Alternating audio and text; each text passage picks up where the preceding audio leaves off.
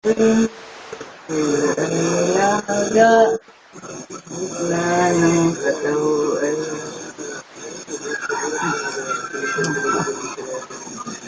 Ako nagpatawa kay Eric at Kanta na eh. ha? Kanta na eh. Akala ko.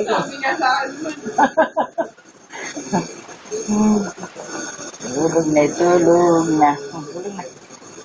Tulog na, tulog na. Batang matulugin ay ihuli kita. Butiking itlogin. Ganito ay ilawin. Ulo ay nilaga. Gitna ng kataw ay laway at pinakso. Alam yatang si kinukuhanan ay nagtatawa. Ito tayo. Tuloy.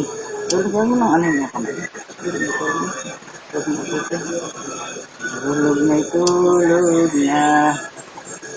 Tulog na tulog na. Batang matulugin. Ay ihuli ko kayo. Butiking itlogin.